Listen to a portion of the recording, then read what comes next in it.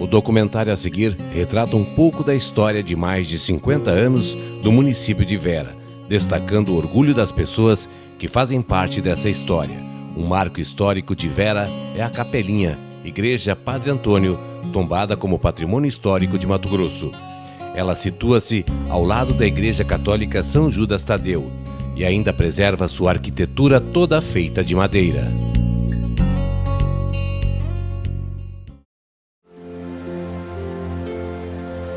Uma história de fé, trabalho e progresso.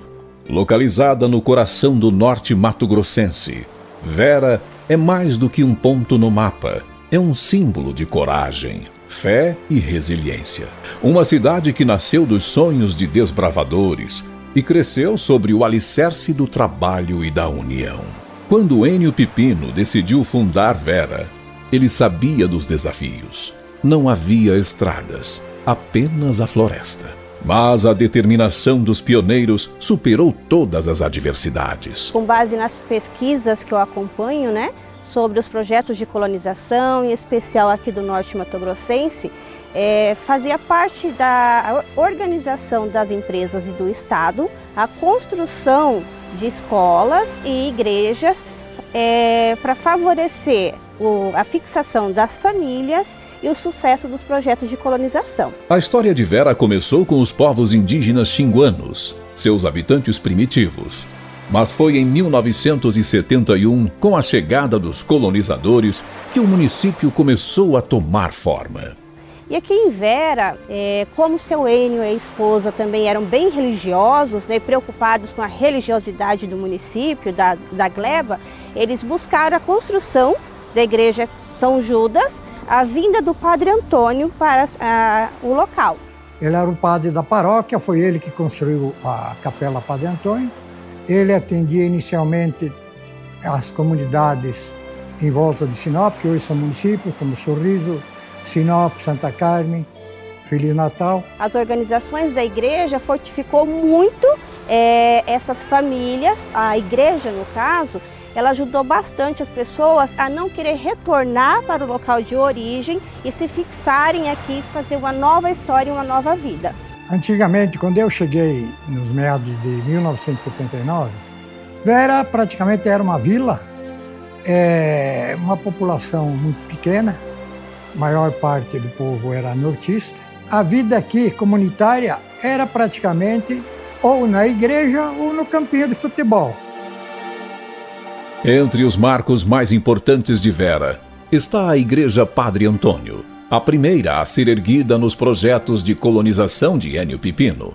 Ela não é apenas um templo religioso, mas um símbolo de fé e união. Em 1972 aqui não tinha muitos recursos, E a madeira era a principal fonte de atividade econômica do município aqui, como os outros municípios ao redor. Então ele usou daquilo que ele tinha, além do seu talento, Porque eu, por exemplo, não seria capaz de deixar uma igreja bonita com coisas assim tão rústicas como pedaços de madeira, gravetos. E ele teve toda essa sensibilidade artística de transformar essa pequena igreja neste santuário tão bonito e acolhedor. A igreja sempre foi um ponto de encontro para a comunidade.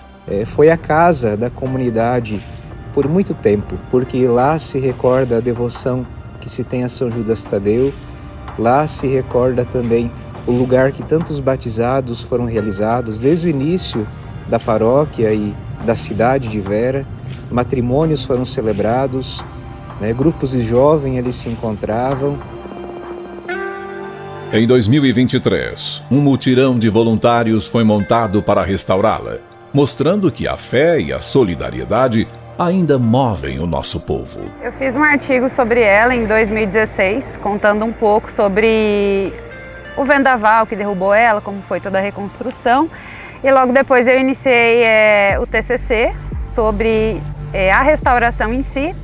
E aí eles já estavam montando uma comissão para fazer a restauração e eu fui convidada a fazer parte. Por se tratar de um restauro, a gente tem que ir em busca das últimas informações que a gente consegue sobre ela, observando o que é viável hoje. A gente fez esse tratamento do piso, a gente fez o tratamento das paredes, todo o revestimento da parede interna, então são os originais, todas as costaneiras, todas as peças que estão ali à vista são as originais da capela. Cada um teve um papel importante na reconstrução de cada detalhe da igreja, feita de madeira. Foi bem difícil, porque a gente teve uma ausência muito grande de material.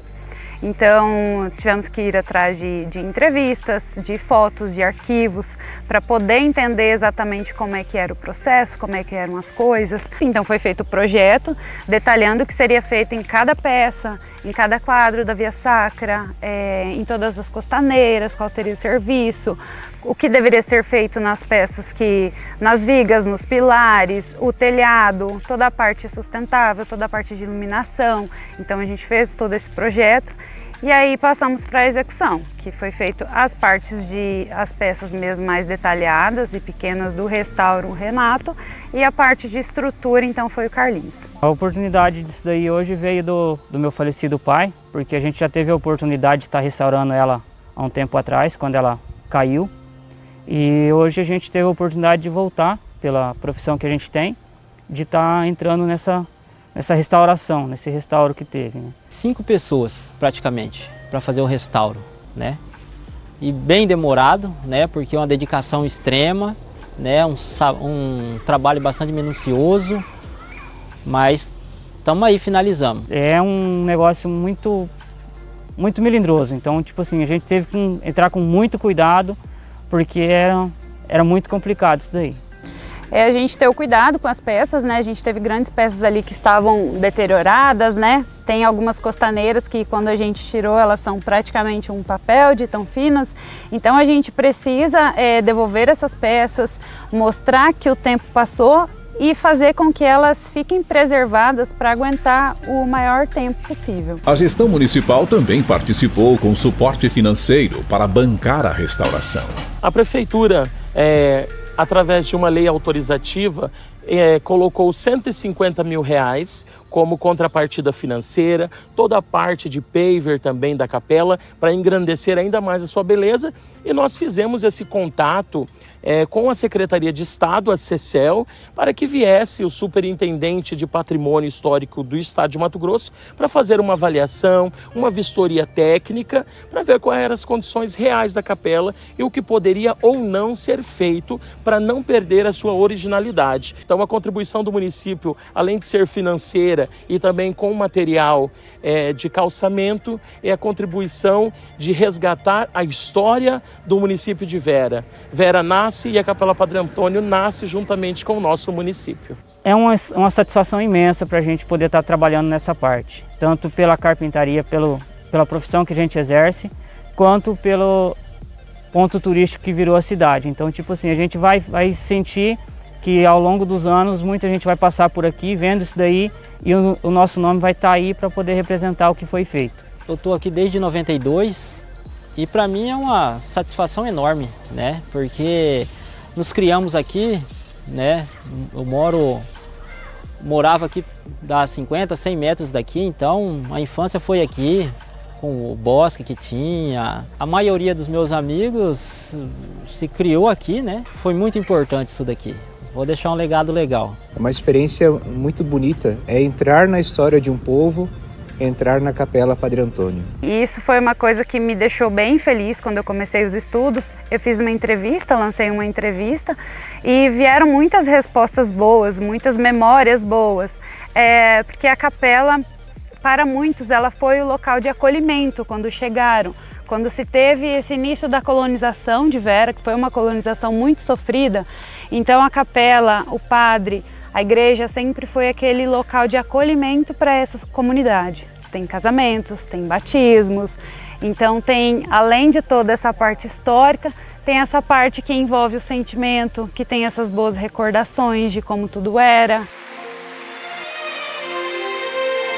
Em julho de 2023, a igrejinha foi reaberta, com uma celebração especial lotada de fiéis. É uma grande responsabilidade, né? Eu assumi aqui a paróquia em 2021, ainda dentro da pandemia da Covid-19, e cheguei aqui sem saber exatamente como conduzir uma paróquia numa pandemia, porque eu estava trabalhando em outra área, estava trabalhando na área da formação antes de vir para cá. Mas chegando aqui, encontrei encaminhado este projeto de restauração desta capela. Então, não medi esforços juntamente com a comissão constituída pelo pároco anterior, Padre Marcos Quaini, de dar andamento a esta restauro, que na verdade é uma restauração, para que se devolvesse ela e também se pudesse voltar a reutilizá-la para as celebrações de menor porte aqui da paróquia. Eu passei por Vera em 2019 e 2020, fui pároco lá por 2 anos e foi bem no momento do início da pandemia. Então recordo muito bem que algumas celebrações de missa eu fiz, mas com a capela sozinho, com a capela vazia. Então, sem a presença do público, rezar lá, sem ter o povo, foi uma experiência assim muito marcante. Em 2013, através da portaria número 013/2013, publicada em 26 de março, a Igreja Padre Antônio foi oficialmente tombada como Patrimônio Histórico e Cultural do Estado de Mato Grosso. Com o crescimento da comunidade católica, uma nova igreja foi construída ao lado da histórica capela. Eu assumi a paróquia de Vera no dia 11 de março de 90 e fiquei até o dia 20 de fevereiro de 2005. Então, nesse período, nós fizemos várias obras que estão lá hoje. A casa paroquial foi a primeira, depois nós construímos a matriz, ajudamos eu e a irmã Marta a elaborar o projeto. Eu lembro que dia 9 de setembro de 2002, eu acho, se não me engano, com Dom Gentil nós transportamos o Santíssimo para a Igreja Nova e a partir de então, na época foi feita uma lei que ela ficou como patrimônio histórico do município e pelo projeto não se celebraria mais missas lá dentro. Mas depois houve uma mudança e só para registrar esse fato, hoje ela continua como capela e eu acho bonito celebrar também lá, porque é uma obra de arte deixada pelo Padre Antônio. Ao lado da capela encontra-se o túmulo do Padre Antônio, onde repousa após dedicar sua vida à missão de evangelizar e fortalecer a fé dos verenses. O servidor público Adailton se emociona ao lembrar da infância. Foi coroinha nas missas, celebradas pelo Padre Antônio, e guarda com carinho as lembranças daquela época. Em março de 82, em abril já fiz 11 anos, e eu acho que o meu primeiro chamado foi aqui nessa igrejinha que eu já fui tocado, que eu vim na missa aqui, vi um colega meu servindo o Padre Antônio, e me senti tocado, e daquele instante eu já virei coroinha do Padre Antônio, e acho que foi uns 3 anos sendo coroinha dele. Ter um padre e você ter um orgulho de ser coroinha do primeiro padre da cidade é maravilhoso. A paróquia São Judas Tadeu acolhe fiéis de todas as gerações, dos que vivenciaram a era da igrejinha aos que chegaram depois. Vários casais uniram-se em matrimônio na Igreja Padre Antônio. É o caso do Júnior e a Tainá, que escolheram a igrejinha como cenário para um dos momentos mais marcantes de suas vidas. A gente planejava quando tivesse o casamento, a gente queria para poucas pessoas, E a gente viu a oportunidade da capela se concretizar aquilo que a gente imaginava, para o matrimônio. A gente casou aqui, então a capela vai ficar eternizada na nossa história, Então a gente quer também no próximo filho batizar aqui, para a gente seguir, a mesma linha ali. O casal Anderson e Ana Paola tem uma ligação desde o nascimento com a igrejinha. Ambos foram batizados e, anos depois, casaram-se no mesmo altar. Hoje, comemoram a constituição de uma família com 2 filhas. Tivemos a coincidência de ser batizado nessa mesma igreja, nessa mesma capela, com o mesmo padre. Então, foi muito legal até na data que a gente marcou o casamento. Acabamos para ver a disponibilidade do padre para poder estar casando a gente. Então, se conclui a história, A gente nasceu aqui na mesma igreja, foi batizado pelo mesmo padre e depois o mesmo padre efetuou o nosso casamento. Que o padre frisou muito que ele nos viu depois que ele fez a cerimônia e pediu para que nós tivéssemos ela, até que a morte nos separe. Então que ela fosse para nossa casa, simbolizava então o homem, carregando a mulher. Então a mulher ficaria aqui, eu e ele ficaria aqui carregando a cruz. Então a gente nunca esqueceu disso, foi muito importante para nós. Vera carrega no presente as marcas de seu passado heróico. Mas acima de tudo, é uma cidade que olha para o futuro, guiada por sua fé. trabalho e união comunitária. Gratidão a todos que construíram a linda comunidade.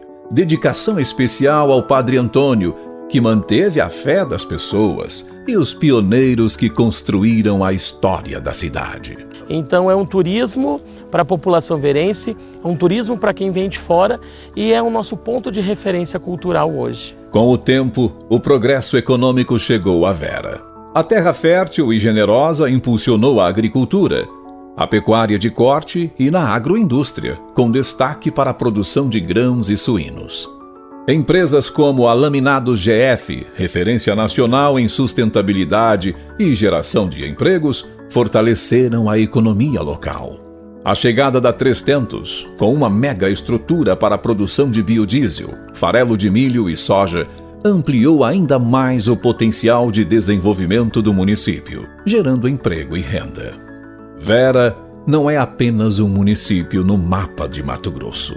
É uma prova viva de que sonhos, quando compartilhados, tornam-se realidades grandiosas.